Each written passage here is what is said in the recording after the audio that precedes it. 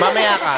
Itabi muna natin yan at puntahan natin yung pang number 3 chismosa. Oo, chismosa direct. Oo, chismosa to. Yan, itong putak inan to.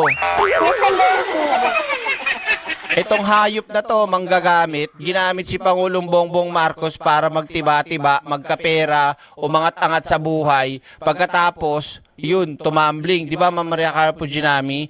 Happy second year. Walang OFW ang Napolitano. Napilit, ano ba to? Umalis ng bansa dahil sa agency. Umalis kami ng Pinas dahil pangarap na may choice tayo. Bawat choice may reward at consequences. Correct. Eto na. Ang number 1, isa sa number 1 to. Napakarami nilang number 1. Kung tutuusin, lahat sila kasi fake news eh. Itong hayop na to, si Bading. Di ata nababalita ni Auntie Claire to. Mamaya tayo sasagot ng buo dun sa tatlo ha. Dito, may babasahin ako sa inyo dito.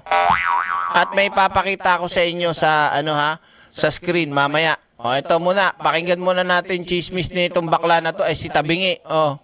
Mga boss, no, hindi yata naibabalita ni Auntie Claire itong sitwasyon na ito. Meron kasi tayong 321 na kababayan na galing Kuwait ang naiuwi dito sa Pilipinas at yung 20 sa mga to ay patay na ho mga kababayan. At hindi ko narinig o hindi ko man lang nakita sa balita na may ganitong sitwasyon. Ang sabi po rito ay yung 20 na to ay namatay hindi dahil sa kasalukuyang nangyayaring sa Middle East, kundi ito daw po ay natural death. Parang wala yatang balita na may mga kababayan tayong namatay at 20 yung namatay dahil sa natural death. Ano pa ba tong nakikita mo na to? 'Di ba? Hindi ba babalita yan? Ang gusto nyo kasi i-post sa mainstream media. Pagkagulo na mainstream media. Bibigyan ko na kayo ng isa kong sagot sa mga marites na to. Kayo ba mga kaiksena, mga kapatid ko dyan? Kung halimbawa lang po, kayo yung may kamag-anak sa ibang bansa, at namatay ng natural cause of death, okay? Namatay ng may sakit, kunyari lang. Ngayon, uuwi ng bansa, naiuwi yung labi ng inyong mahal sa buhay.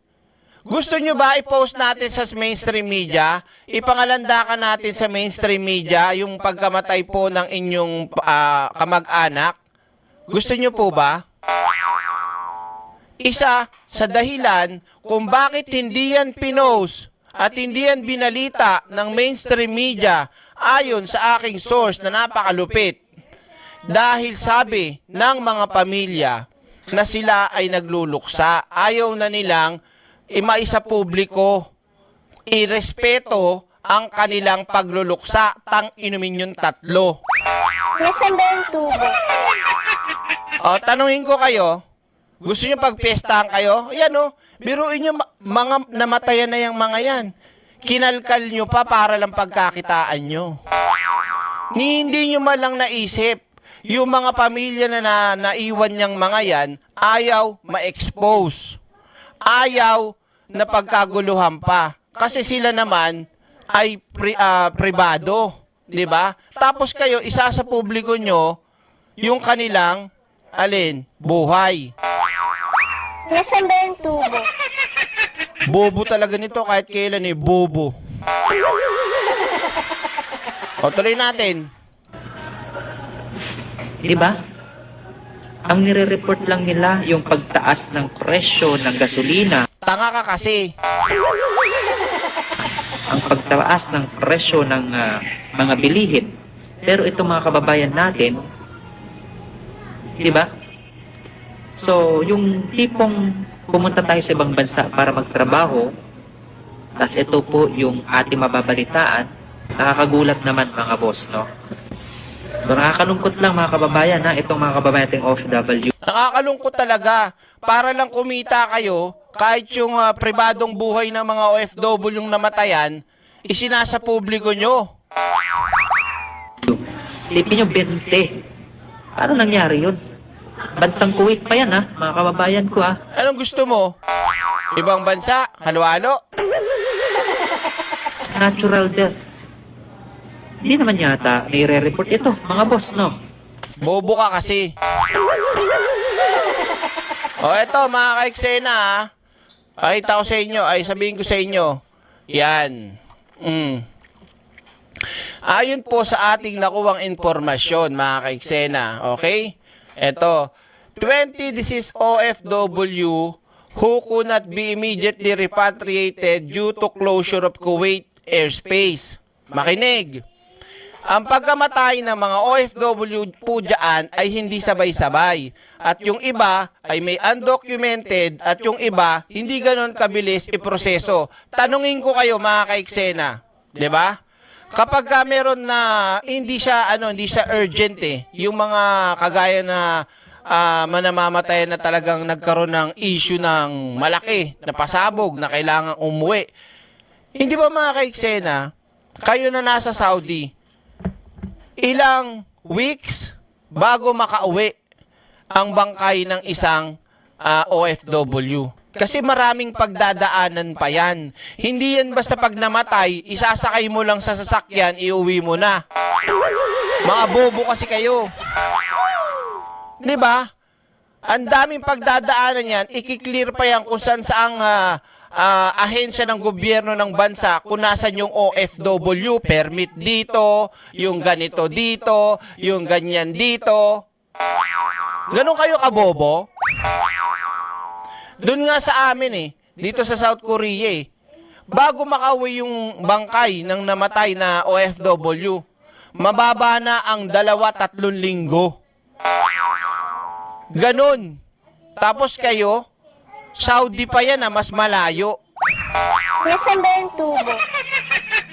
At tama kayo, yung iba nga dyan, di ba yung iba dyan, 20 yan yung iba dyan, nauna na silang, halimbawa, naunang namatay. Yung iba na bago-bago, naisabay na. Bakit? Inasikaso na ng DMW para masabay. Isang bagsakan na lang, isang uwian na lang. At bago yon yung ibang mga namatay, mga ka-eksena, naipit nga dahil sa pagkakaroon ng gera. Yung iba sana na pwede nang maiuwi, hindi pa nakauwi dahil naipit. Tandaan, nakikinig ka ba? Bubo ka Basahin natin. Na-high-blood ako. Charot. Sabi dito yan. 20 deceased OFWs who could not be immediately repatriated due to closure of Kuwait airspace until the 2-week ceasefire on April 7th, whereby airport operation resumed but on a restricted basis. Eto pa, ilagay nyo sa utak nyo, mga bobong didishit. 20 deceased OFW passed away due to cause unrelated to the current conflict. Hindi po sa gera with 5 of them having died prior to the February 28 when the war with Iran began. May isa pong kaso ng hit and run, car accident, at tinulungan po natin ang pamilya sa aspetong legal at recovery ng damage sa salarin. Lahat po ng pamilya ay makatatanggap ng cash assistance mula sa DMW, cash assistance at funeral and burial assistance mula sa OFW. So, hindi yan pinabayaan ng gobyerno. At yan po ay request, mga ka-eksena. Ito pakita ko. Gigigil kasi ako, ang daming tanga OFW rin ako. Kaya huwag kayong magmagaling. Huwag kayong magbida-bida. Na parang kayo lang yung OFW, bakla. Nasaan ba yung tubo? Relax, Derek. Wait lang, may papakita ako sa inyo. Gigigil ako sa hayop na to Sa 3 pinakita ko sa inyo, gigigil ako Wait lang.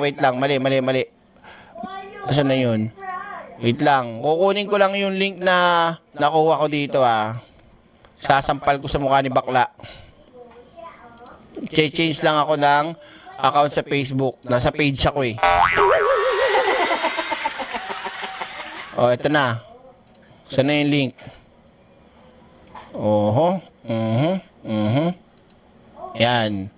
Ang dami lang fake news talaga eh, mga hayop eh.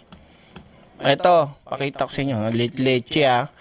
Ang nakakatawa pa mga ka-eksena, sabi sila ng sabi na hindi binabalita, ayaw ibalita mga ka-eksena. Asan na to? Tayo sa, yan. Ito. Wait lang po ah. Live to, hindi to replay. Pakita ko sa inyo.